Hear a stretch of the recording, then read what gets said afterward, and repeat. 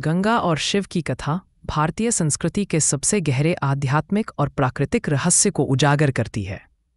ये सिर्फ एक पौराणिक घटना नहीं, बल्कि दया, संयम, अध्यात्म और भक्ति का अद्वितीय मिलन है, जहाँ प्रकृति गंगा और परमात्मा शिव का संगम संपूर्ण ब्रह्मांड के लिए कल्याणकारी बन जाता है। महाकाव्य रामायण, महाभारत, भागवत पुराण और अनेक हिंदू ग्रंथों में यह कथा बार बार गाई गई है। कथा की शुरुआत होती है राजा सगर के अश्वमेध यज्ञ से, जिसकी रक्षा के लिए उनका घोड़ा इंद्र द्वारा कपिल मुनि के आश्रम में छोड़ दिया जाता है। जब राजा सगर के 60,000 पुत्र अश्व की खोज में कपिल मुनि को परेशान करते हैं, तो कपिल मुनि के क्रोध में सब जलकर भस्म हो जाते हैं।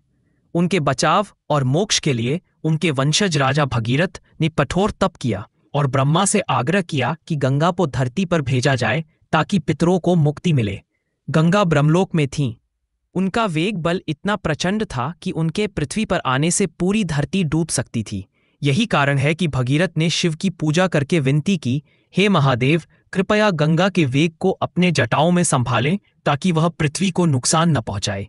शिव ने मौन, दया और अनंत शक्ति से भगीरथ की विनती स्वीकार की। गंगा ने पर्वत से ठीक शिव के ऊपर आकाश से धार की तरह उतरना शुरू किया, लेकिन शिव ने अपनी गहरी जटाओं में गंगा के प्रवाह को पकड़ लिया। गंगा उनकी जटाओं में उलझ गईं और उनकी ऊर्जा, तप और शांति में गहरे समा गईं। शिव ने उन्हें अनेक धाराओं में बांटकर धीरे धीरे धरती पर छोड़ा, जिससे उनके वेग और बल का विस्तार शांत हो गया। इस सांकेतिक छवि में गंगा उनके सिर पर विराजमान दिखती हैं। शिव का यह रूप ध्यान, संयम और जीवन के हर संकट पर विजय पाने का सबसे सुंदर संदेश है। गंगा धरती पर आई, भगीरथ उनके पीछे पीछे चलते रहे और वे जहां जहां गईं, हर स्थान पावन और मोक्षदायिनी होता चला गया। मार्ग में ऋषि जहनु के आश्रम से गुजरने पर गंगा की धारा रोक दी गई, लेकिन भगीरथ की प्रार्थना पर पुनः बहने लगी। इसीलिए उन्हें जाह्नवी भी कहा जाता है। अंततः गंगा सगर समुद्र में पहुंची और राजा सगर के पुत्रों को मोक्ष मिला।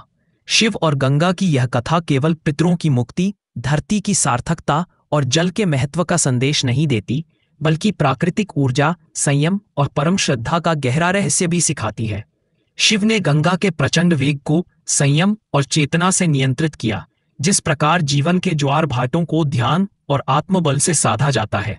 गंगा शिव की जटा से बहकर शुद्धता, करुणा और मोक्ष की प्रतीक बन गई। यह भारतीय सांस्कृतिक चेतना, पर्यावरण और अध्यात्म का कालजयी पथ है।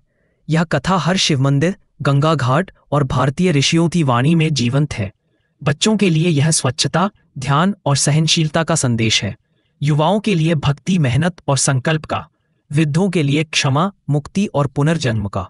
शिव और गंगा का यह दिव्य मिलन भारतीय संस्कृति में हमेशा चेतना, सृजन, संयम और मोक्ष का ज्वलंत स्रोत रहेगा। यही कारण है कि शिव के सिर पर विराजमान गंगा हर दिल में पावनता, धर्म और शांति